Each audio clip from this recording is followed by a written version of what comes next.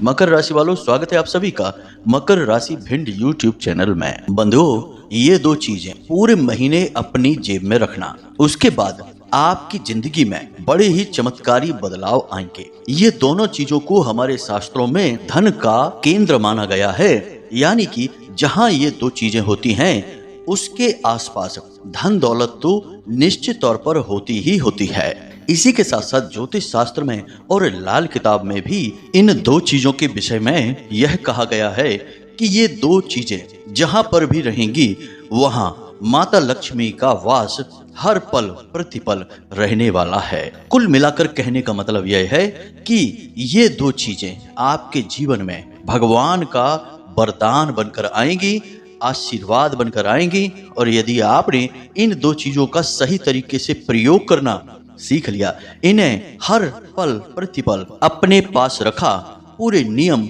और विधि विधान के साथ, तो एक बात तो पक्की है कि आपके जीवन से धन की हर प्रकार की समस्या गायब होने वाली है। आप अपनी आंखों के सामने पैसे रुपए की बरसात होते अपने जीवन में स्वयं देखेंगे।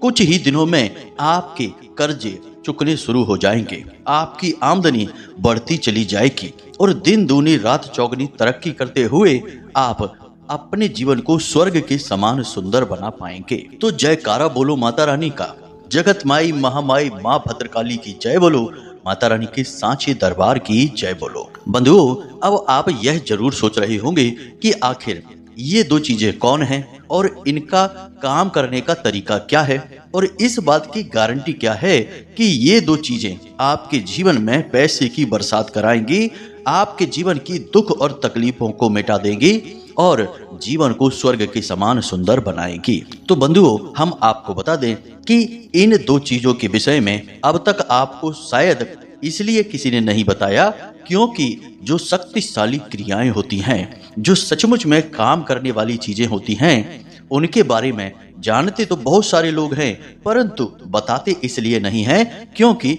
इन चीजों की मर्यादाएं होती हैं। और कुछ चीजों की मर्यादाएं इस प्रकार की होती हैं कि जितना उन्हें गुप्त रखा जाएगा उतना ही उनका बल बढ़ता चला जाएगा। इसी के साथ साथ दूसरा कारण यह भी है कि लोग इन चीजों को बताने के बदले में मोटी मोटी रकम, हजारों लाखों रुपए दूसरों से फीस के तौर पर मांगते हैं। इसी से उनका व्यापार चलता है और ये चीजें काम भी करती हैं, तो लोग हंसी खुशी बदले में पैसे भी दे देते हैं। शायद इसी वजह से अब तक आपको इन दो चीजों के बारे में किसी ने कुछ भी नहीं बताया है। तो अब आज समय आ चुका है, अब आपका भाग्य परिवर्तन होगा।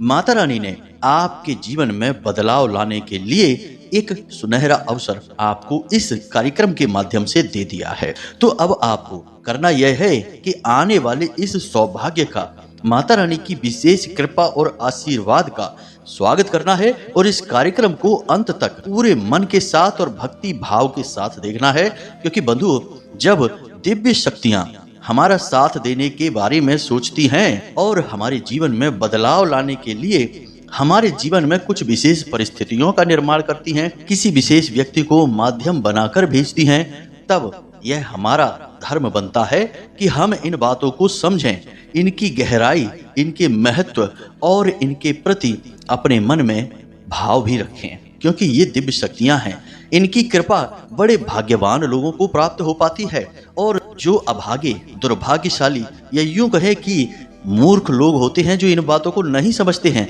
दिव्य शक्तियों का अपमान कर देते हैं, निरादर कर देते हैं। तो एक बार जो दिव्य शक्तियों ने अपना हाथ छुड़ाया और आगे बढ़ गई तो फिर जीवन भर सिवाय तड़पने के, परेशान होने के, व्याकुल रहने के कुछ भी नहीं मिलता है।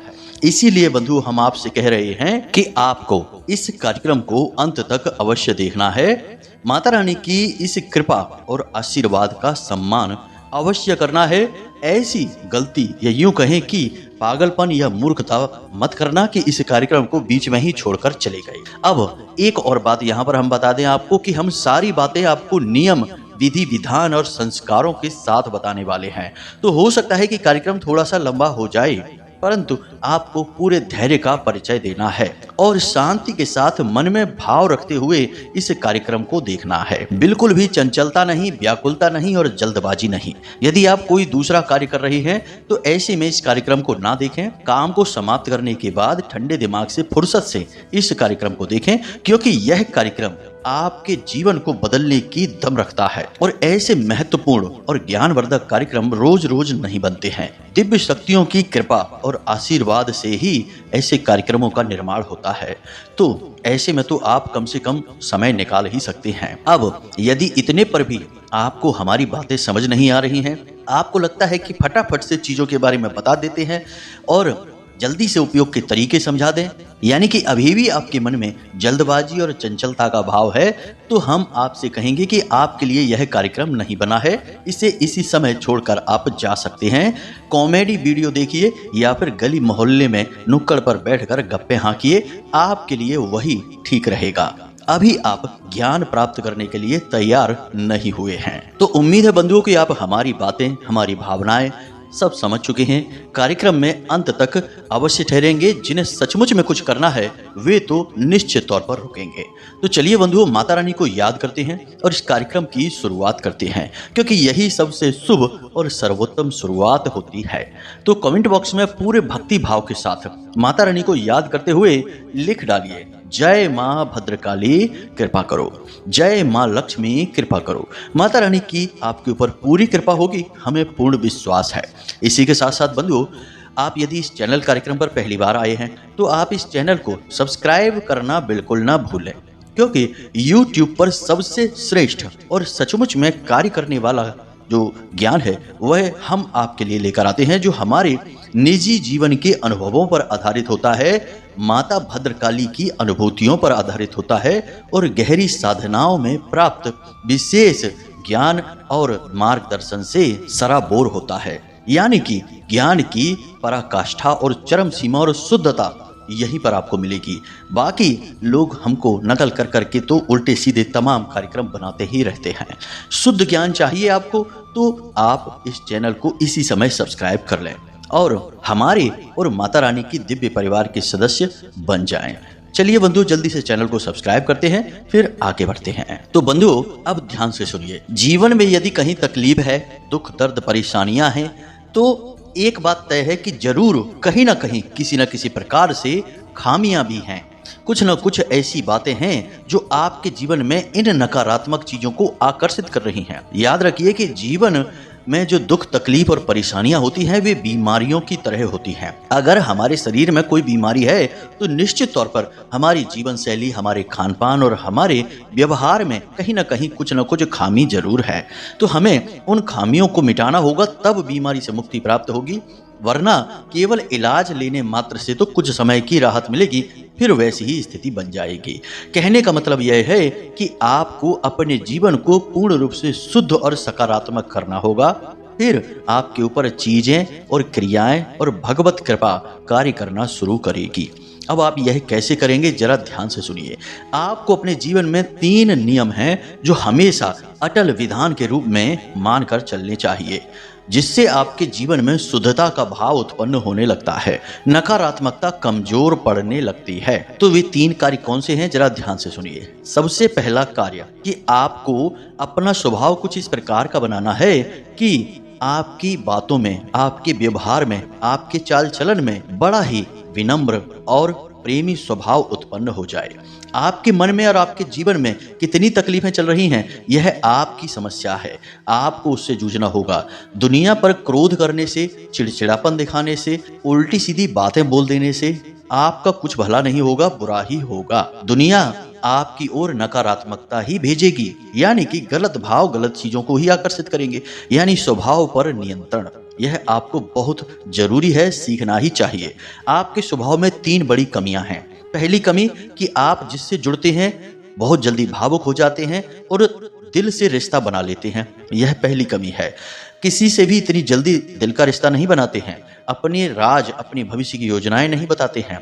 लोगों से बस उतना ही व्यवहार करिए जितना कि समय हमें अनुमति देता है। दूसरी कमी आपके अंदर यह है कि आप अपनी भावनाओं पर नियंत्रण नहीं रख पाते हैं। आपको जब क्रोध आता है तो आप क्रोध में डूब जाते हैं और फिर आपके मन में जो आता है आप दूसरों से कह डालते हैं। बाद में भले ही आपको पछतावा हो, परंतु बात तो बिगड़ ही जाती है। और तीसरा कि आप कान के कुछ कच्चे भी हैं, यानी कि कोई आपको कोई चीज बताता है, किसी बात को बताता है तो आप तुरंत उस पर विश्वास कर बैठते हैं। फिर भले ही बाद में वह बात झूठी साबित हो जाए और आपको भी इस बात से नुकसान हो जाए, यानी आपकी छवि भी खराब हो जाए, लेकिन आप ऐसा करते अवश्य हैं। आप अपने दिल पर हाथ रखकर बताइए कि आपके जीवन में कभी ऐसा हुआ है कि नहीं कि किसी ने आपको बताया कि इस जगह पैसा लगाओ, यहाँ से खूब सारा फायदा निकलेगा, और आपने पैसा लगा दिया। बाद में वहां से फायदा तो दूर, आपकी खुद की जो रकम थी उसके भी लेने के देने पड़ गए। ऐसा हुआ है कि नहीं? निश्चित तौर पर हुआ है। किसी की बातों पर विश्वास करके आपने धोखा खाया है और अपना मान सम्मान भी गवाया है और अपनी ही नजरों में आप गिरे हैं। तो ये 3 कमियां हैं, इनको आपको दूर करना है। अब बात करते हैं दूसरी, जिसे अपने जीवन में आपको लागू करना है। वह बात क्या है? दूसरी बात यह है कि आपको जिस भी भगवान में आपका भाव है उनकी भक्ति निरंतर, लगातार, नियमित, अखंड रूप से करनी है। जी हाँ बंधुओं, हमने आपको एक कार्यक्रम में बताया था कि आप जिस भी भगवान में भाव रखते हैं उनके लिए कम से कम महीने या 2 महीने में एक बार कोई छोटा मोटा अनुष्ठान अवश्य किया करिए। जैसे कि भोले बाबा में भक्ति है आपकी, तो आप ऐसा कर सकते हैं कि 11 दिनों तक प्रतिदिन 11 माला ओम नमः शिवाय पंचाक्षरी मंत्र का जाप करेंगे। ऐसा संकल्प लेकर आप मंदिर में भी कर सकते हैं यह जाप, या घर पर भी कर सकते हैं। जब हम अनुष्ठान लेकर पूजा करते हैं, संकल्प लेकर पूजा करते हैं, तो हमारी जो पूजा पाठ है वह दिव्य शक्तियों को हमारी ओर बड़ी तीव्रता के साथ आकर्षित करती है। यह बिल्कुल वैसा ही है जैसे कि अपने माता पिता को रिझाने के लिए अब कोई छोटा बच्चा होता है, वह एक ग्रीटिंग कार्ड बनाकर दे देता है। अब उस ग्रीटिंग कार्ड से माता पिता को कोई लाभ नहीं है, परंतु वह माता पिता के प्रति अपना प्रेम दिखाकर अन्य बालकों की अपेक्षा दिल जीत लेता है और माता पिता उससे लाड़ करने लगते हैं, प्यार करने लगते हैं। बिल्कुल वैसे ही आप जब किसी देवता का अनुष्ठान करते हैं और भक्ति भाव के साथ जाप करने लगते हैं, तो उस देवता का लाड़ प्यार भावनाएं आपकी ओर आकर्षित होती हैं। निश्चित गारंटीड लाभ प्राप्त होता है, हम लिख कर दे सकते हैं। तो आप जिस भी देवता में भाव रखते हैं, महीने 2 महीने में एक आध बार अनुष्ठान अवश्य किया करिए, यह बहुत आवश्यक है। तीसरा, सकारात्मक रहने की शक्ति को पहचानना होगा। आपने वह कहानी तो सुनी ही होगी राजा और उसके मित्र मंत्री की, जिसमें वह मंत्री जो है वह हर बात में सकारात्मक रहता है। कितना ही बुरा उसके जीवन में क्यों ना हो जाए, वह हमेशा यही कहता है कि जो भी कुछ हो रहा है सब अच्छे के लिए हो रहा है। आपके अपने मन में भी यही भाव हमेशा आपको रखना है। जो भी जीवन में चल रहा है सब अच्छे के लिए है। आपकी मर्जी का हो रहा है तब तो बहुत अच्छी बात है। अगर आपकी मर्जी का नहीं हो रहा है तो वह निश्चित ही भगवान की मर्जी का हो रहा है। और जब आपके जीवन में भगवान फैसले ले रहे हैं और अपनी मर्जी से ही कार्य कर रहे हैं, तो फिर इससे बड़ी बात और क्या हो सकती है कि आप भगवान की मर्जी का जीवन जी रहे हैं। इसलिए आपको सकारात्मक रहना होगा। हर बात में सकारात्मक रहिए। कोई भी कार्य करने चलिए, हमेशा यही सोचिए कि इस कार्य में मुझे सफलता मिलेगी ही मिलेगी। अभी आपका भाव कुछ ऐसा है कि आपसे कोई भी बात बता दे, आपको लगता है कि ये बात काम नहीं करेगी। कोई भी काम आप करने चले तो आपको लगता है कि कहीं असफल हो गए तो क्या होगा। कुछ भी आप करने चलें, हमेशा पहले नकारात्मक भाव मन में आते हैं, जो कि ठीक नहीं है। आपको शुद्ध सकारात्मक रहना होगा और केवल जीवन की उजली और सकारात्मक दिशा में ही देखना है। जी हाँ बंधुओं, वह कहावत भी हमने एक बार आपको बताई थी कि जब तक सांस है तब तक आस है। आस क्या है? सकारात्मकता है, उम्मीद है। तो आपको हमेशा जीवन में सकारात्मक भाव रखने हैं। जो कुछ हो रहा है अच्छे के लिए हो रहा है, भगवान अपनी मर्जी से कर रहे हैं और भगवान आपके साथ कभी गलत कर ही नहीं सकते हैं। हो सकता है कि आज हमें गलत लग रहा है, लेकिन आने वाले समय में यह हमें बहुत अच्छा लगेगा, जब सचमुच में इसके पीछे की अच्छाई हमें समझ में आ जाएगी। इस बात को समझाने के लिए एक बहुत छोटी सी कहानी है, जिसे आप सुनिए, आपको बहुत इससे मनोबल प्राप्त होगा। एक बार की बात है कि यमदूतों से कहा गया कि जाओ नीचे एक महिला मृत हो चुकी है, उसकी आत्मा को लेकर आओ। तो यमदूत जाते हैं और देखते हैं कि महिला रेलवे स्टेशन पर मृत पड़ी है। और उसके पास 3 बच्चियां बैठी हैं। एक बच्ची तो इतनी अबोध है कि वह अपनी मृत माँ के स्तनपान में ही लगी हुई है और 2 बच्चियां भी बहुत छोटी छोटी हैं, उन्हें भी दुनियादारी का कोई ज्ञान नहीं है। यमदूत ने जब उस महिला को और उन बच्चियों को देखा तो उससे रहा नहीं गया, उसे बहुत दया आई और वह यमराज के पास गया और बोला, महाराज प्रभु, हमसे ऐसा काम न कराइए, इस महिला की बच्चियां बहुत छोटी हैं, इन्हें जीवन दान दे दीजिए, नहीं तो बेचारी ये भी मारी जाएंगी। यमराज ने कहा कि मूर्ख, तूने विधि के विधान में टांग अड़ा दी है, तुझे उस महिला को यहाँ लेकर आने के लिए भेजा गया था और तू खाली हाथ चला आया। अब वह महिला तो मर ही चुकी है, उसे तो कोई ना कोई लेकर आएगा ही, लेकिन तेरा दंड यह है कि तू जा मृत्यु लोक में और तुझे लंबे समय तक मृत्यु लोक में ही रहना होगा और उन बच्चियों की परिस्थिति को देखना होगा कि कैसे प्रकृति अपना कार्य करती है, या यूं कहें कि भगवान अपना कार्य करते हैं। तो वह यमदूत मानव रूप लेकर मृत्यु लोक में ही रहने लगा। अब वह देखता क्या है, वैसे कहानी तो बहुत लंबी है बंधु, लेकिन हम आपको शॉर्ट में समझा रहे हैं ताकि आपको जीवन का विधान समझ में आए।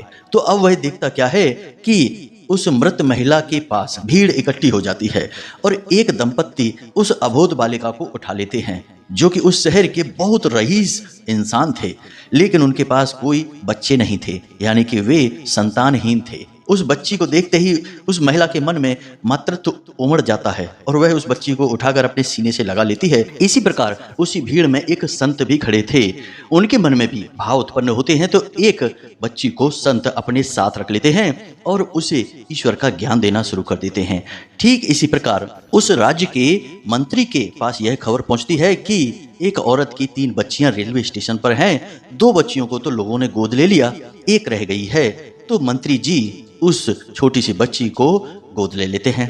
अब एक बच्ची तो बहुत रईस इंसान के घर पहुंच गई, एक संत के यहाँ पहुंच गई और एक उस राज्य के मंत्री के घर पहुंच गई, यानी एक मंत्री की बेटी, एक करोड़पति की बेटी और एक संत की बेटी, तीनों की ही भाग्य, दिशा और परिस्थितियां पूर्ण रूप से बदल गई। अगर अपनी माँ के साथ रहती तो जीवन भर भीख ही मांगनी पड़ती, उसी रेलवे स्टेशन पर पड़ी रहती, लेकिन विधाता ने उनके भाग्य में कुछ और लिखा था, तो उन तीनों का जीवन पूर्ण रूप से बदल गया और उनका भाग्य चमक उठा।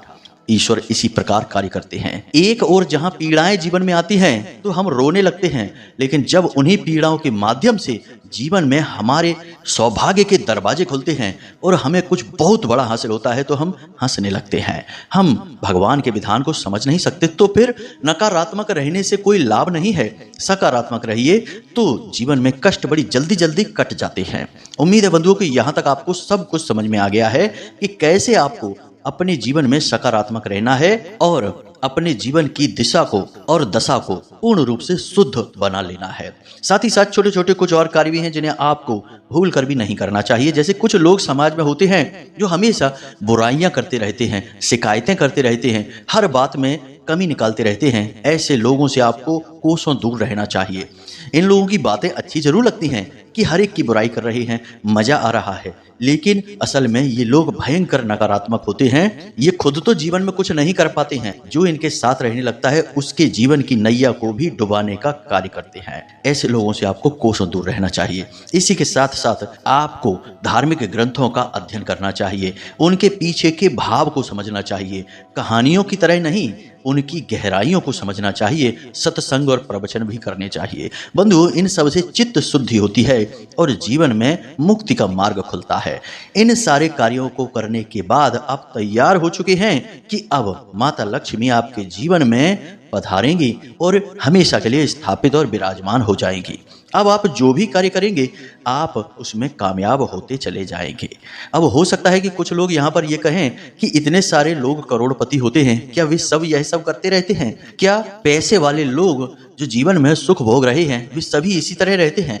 तो हम आपको बता दें बंधुओं कि कोई भी अपने निजी जीवन की बातें आपको नहीं बताने वाला है। बहुत सारे करोड़पति, पैसे वाले, राजनेता, उच्च अधिकारी बड़े बड़े ज्योतिषियों से, पंडितों से जुड़े रहते हैं और गुप्त रूप से कई तांत्रिक अनुष्ठान करवाते रहते हैं।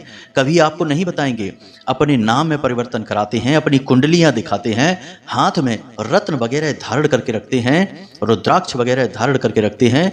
ऐसा क्यों करते हैं? किसी विशेष दिन पर कोई विशेष रंग का ही लिबास पहनते हैं। यहाँ तक कि अपना घर और अपनी गाड़ियों तक के नंबर ज्योतिषियों की सलाह से ही निकलवाते हैं। ऐसा क्यों करते हैं? क्योंकि वे इसी तरीके से तो पैसे वाले बने हैं। खाली मेहनत करने से और काम करने से ही यदि लाखों करोड़ों की दौलत मिलती, माता लक्ष्मी का साथ मिलता, तो हर एक मजदूर करोड़पति होता, हर एक लेबर करोड़ों में खेल रहा होता और गधा जंगल का राजा होता। जी हाँ बंधुओं, लेकिन यह सच नहीं है। तो बंधुओं, यहाँ तक सारी बातें जो हमने आपको बताई हैं, वे इसलिए बताई हैं ताकि जो चीजें अब हम आपको बताने जा रहे हैं उनको काम करने के लिए एक सही वातावरण का निर्माण हो सके। वरना चीजें तो एक बार में बताई भी जा सकती हैं और उन्हें प्रयोग कर लो जल्दी जल्दी से, लेकिन काम नहीं करेंगी। ये बिल्कुल दवा की तरह होती है, जब तक परहेज नहीं करेंगे दवाओं का सही असर नहीं होगा। इसलिए सारी बातें जानना बेहद आवश्यक है। अब यहाँ तक आप सब कुछ समझ चुके हैं। कुछ छोटी छोटी सी बातें हैं जिन्हें भी ध्यान से समझिए। सबसे पहली चीज, धन का दुरुपयोग बंद करिए। जिन चीजों की आपको सचमुच में जरूरत है, केवल उन्हीं चीजों को खरीदने में पैसे को प्रयोग करिए। बाकी पैसे को दबा कर रखिए। किसी की भी जबरदस्ती मदद मत करिए। जरा सा कोई मगरमच्छ के आंसू बहाए और आप पिघल गए और आपने उसको पैसा दे दिया, कर्जा दे दिया, मदद करने के लिए दे दिया, लेकिन बाद में वह आपका पैसा लेकर भाग गया, आपको बात भी नहीं कर रहा और आपसे दुश्मनी मान रहा है। याद रखिए कि ये दुनिया इस तरह नहीं चलती है। यहाँ जो ज्यादा दुखी और परेशान दिखाई देते हैं, असल में यह उनका काम करवाने का तरीका होता है, उनकी ट्रिक होती है। तो आपको सही तरह से समझना होगा। पैसे की बर्बादी किसी कीमत पर नहीं करनी है, उसे दबाना और उसे संभालना सीखना होगा। दूसरा कि अपना पर्स, अपनी तिजोरी, अपना जो भी गल्ला है, लॉकर है, पैसे के बिना कभी नहीं रखना। उसमें अच्छी खासी रकम हमेशा रखना है, यानी कि 1000-2000 रुपए तो कम से कम होने ही चाहिए। ज्यादा नहीं तो 100-50 रुपए आपके पर्स में हर वक्त पड़े रहने चाहिए पूर्ण रूप से। इसे लक्ष्मी विहीन नहीं करना है। तीसरा, कर्जा कभी नहीं लेना है, किसी हालत में नहीं लेना है। याद रखना कि शास्त्रों में लिखा है कि जिस इंसान पर माता लक्ष्मी क्रोधित होती हैं, उस इंसान के जीवन में ऐसी परिस्थितियां बनती हैं कि उसे कर्जा लेना पड़ता है। फिर वह उसी कर्जे के फेर में बना रहता है, कभी भी सुख नहीं भोग पाता है। तो कर्जा लेना ही नहीं है। बहुत मुश्किल हो जब जान पर ही बन आई हो या फिर व्यापार से जुड़ी कोई आपकी योजना है, तभी पैसा कर्जा लीजिए, वरना बिल्कुल नहीं। जैसा है जो भी है उसी में काम चलाइए। इन बातों का आप ध्यान रखिए।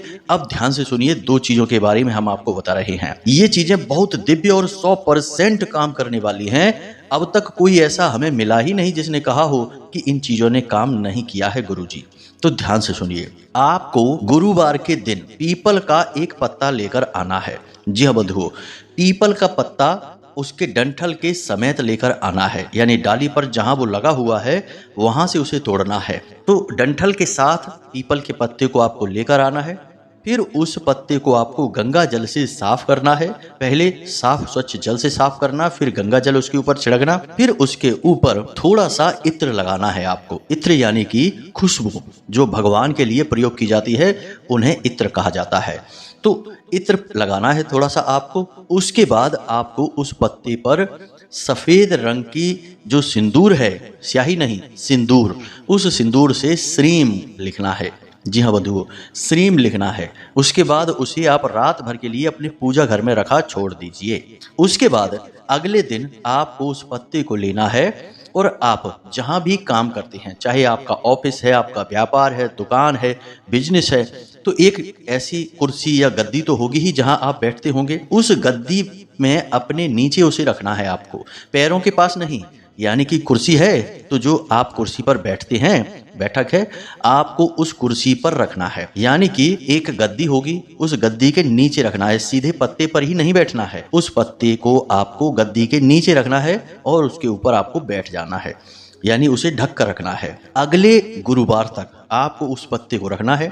अगले गुरुवार आपको फिर से जाना है पीपल के पास और एक पत्ता वैसा ही फिर तोड़कर लाना है और यही क्रिया फिर से दोहरानी है। यानी कि उस पर आप पहले शुद्ध जल से धोएंगे, फिर गंगा जल उसके ऊपर छिड़केंगे, फिर थोड़ा सा इत्र लगाएंगे और फिर श्रीम लिखेंगे और इस पत्ते को आप फिर वहीं रखेंगे और जो पुराना पत्ता है उसे निकाल कर आप किसी गुप्त स्थान पर रख लेंगे, फेंकेंगे नहीं, अपनी तिजोरी में रख लें या पूजा घर में रख लें, कोई उसे छुए ना और देखे ना, इस तरह से रखना है। सूख जाएगा वह पत्ता तो सूख जाने दें, कोई चिंता की बात नहीं। अब 7 दिन बाद यानी फिर अगले गुरुवार को आपको यही क्रिया दोहरानी है। इस क्रिया को आपको 7 गुरुवार दोहरानी है। 7 गुरुवार याद रखना बंधुओं। 7 गुरुवार के अंदर अंदर आपका जीवन पूर्ण रूप से बदल जाएगा। पैसे की बारिश होने लगेगी, हर जगह से पैसा आएगा। जहां आपका पैसा अटका पड़ा है वह खुद आपको पैसे देकर जाएगा। जहां से आपने सोच रखा है वहां से 100 गुना 1000 गुना पैसा आपके ऊपर बरसेगा। यह क्रिया कभी असफल नहीं हुई, लेकिन अभी यह क्रिया पूर्ण नहीं हुई है। तो आपको जब 7 गुरुवार यह क्रिया हो जाए यानी 7 पत्ते आपके इकट्ठे हो जाएं, तो फिर आपको इन पत्तों को लपेट लेना है लाल रंग के धागे से और जगह जगह इस धागे पर इन पत्तों को बांधकर एक माला का स्वरूप दे देना है, यानी आप एक माला बनाएंगे। उसके बाद आपको इस माला को हनुमान जी के मंदिर में जाकर राम दरबार जो होता है वहां प्रभु श्री राम और सीता माता के चरणों में रख कर आनी है इस माला को। उम्मीद है आप समझ चुके होंगे पूरी प्रक्रिया को। इस प्रक्रिया को आपको करना है और चमत्कार अपनी आंखों से होते हुए देखना है, बशर्ते कि नियमावली को आपको मानना ही पड़ेगा। अब दूसरी चीज के विषय में सुनिए। दूसरी चीज है चांदी का कोई सिक्का या फिर चांदी का कोई चौकोर टुकड़ा। इसे आप हमेशा अपने पर्स में रखिए, किसी को भी दिखाना नहीं है, छुपा कर रखना है। याद रखना कि पर्स आपको चमड़े का यानी लेदर का नहीं होना चाहिए। किसी भी धार्मिक क्रिया और अनुष्ठान में चमड़े की कोई भी चीज प्रयोग मत करना, जीवन भर मत करना, मांसाहार न करना, जीवों को पीड़ा और हिंसा भूल कर भी मत करना, वरना कोई क्रिया काम नहीं करेगी, सब छोड़ देना, कोई मतलब नहीं है। तो आप अपने पर्स में चांदी का एक टुकड़ा अवश्य रखिए, हमेशा रखिए, यह आपके लिए बेहद आवश्यक है। बस इन 2 कार्यों को आप करिए और फिर देखिए कि कैसे चमत्कार होने शुरू होते हैं। अब एक जरूरी बात और है जो आपको हम बताना चाहेंगे, यह बहुत काम करती है, हमेशा ही काम करती है। आप जब भी किसी को पैसे दे रहे हैं, जैसे आप कोई सामान खरीद रहे हैं बाजार में या फिर आप किसी को ऑनलाइन भी पेमेंट दे रहे हैं, तो जो सामान खरीदते समय आप पैसे देते हैं तो पैसे का जो नोट होता है उसे आप फोल्ड करके रखते हैं।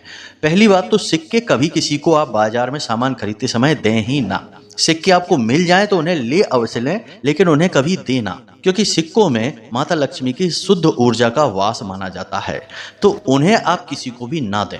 नोट जब आप किसी को दें तो नोट को जो फोल्ड करते हैं तो जो खुला हुआ सिरा होता है वह आपकी ओर होना चाहिए और जो मुड़ा हुआ सिरा होता है वह देने वाले की ओर होना चाहिए।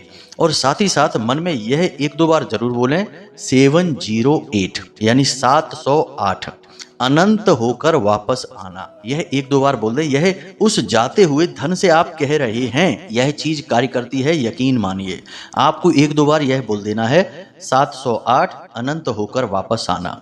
तो आप जितना पैसा दूसरों को दे रहे हैं, चाहे भले ही आप सामान खरीद रहे हो, वह पैसा 10 गुना 100 गुना 1000 गुना बनकर आपके पास आएगा ही आएगा, हर हालत में आएगा। आप 2000 खर्च करके आएंगे और 2-4 दिन में ही कुछ ऐसा होगा कि 20,000 आपके घर में आ जाएंगे, या आपके 2000 तो कहीं ना कहीं से आ ही जाएंगे। यह इस तरह कार्य करती है। दूसरा कि जो सिक्के आपके पास आते हैं उन सिक्कों को आप पूजा घर में रखिए। कभी छोटी कन्याओं को भोजन करा दीजिए। शुक्रवार के दिन जब एक रकम इकट्ठी हो जाए तो खीर बनवाइए और छोटी छोटी कन्याओं को गली मोहल्ले के बुलाकर खीर खिला दीजिए, और या फिर उन सिक्कों को ले जाकर मंदिर के दान पात्र में डाल दीजिए। मंदिर में कोई पूजा पाठ अनुष्ठान भोज वगैरह होगा, भंडारा होगा, उसमें आपकी रकम प्रयोग हो जाएगी। यह सर्वोत्तम क्रिया है, इसे भी याद रखना है। इस तरह से आप यदि अपने जीवन में बदलाव लाएंगे तो हम आपसे गारंटी के साथ कहते हैं कि अगले 4 से 6 महीने में करोड़पति आप ही होंगे। हम लिख कर दे सकते हैं। इन बातों को आपको जैसा हमने कहा है बिल्कुल वैसे ही अपने जीवन में उतारना होगा। और एक बात कि इन बातों को बिल्कुल भी हल्के में मत लेना। यदि आप यहाँ तक कार्यक्रम में आ चुके हैं तो इसका मतलब है कि आप बहुत गंभीर हैं, जीवन में बदलाव लाने के लिए तैयार हैं, तो बस इन कार्यों को अवश्य करिए। उम्मीद है बंधुओं कि यहाँ तक सारी बातें आपको समझ में आ चुकी हैं। इन बातों को जीवन में उतारिए और यदि कोई मार्गदर्शन प्राप्त करना हो कुछ चीजें समझ में ना आई हो तो आप व्हाट्सएप नंबर पर मैसेज करके पूछ लीजिए, हम आपको सारी बातें विस्तार से समझा देंगे, आपके प्रश्नों के आपको जवाब अवश्य देंगे। माता रानी ने आदेश कर दिया है, अब बहुत जल्द हम फोन पर भी आपसे बात कर पाएंगे, व्यवस्थाएं कुछ ऐसी बनने वाली हैं। तो चलिए बंधु, आज के इस कार्यक्रम को समाप्त करते हैं। हमेशा हंसते रहिए, मुस्कुराते रहिए, सकारात्मक रहिए और दिन में एक बार मंदिर अवश्य हो आइए, क्योंकि आपका उद्धार तो वहीं से होना है। मिलते हैं अगले ज्ञानवर्धक कार्यक्रम में, तब तक के लिए धन्यवाद। जय माई की, जय मां भद्रकाली। माता रानी आपका कल्याण करें।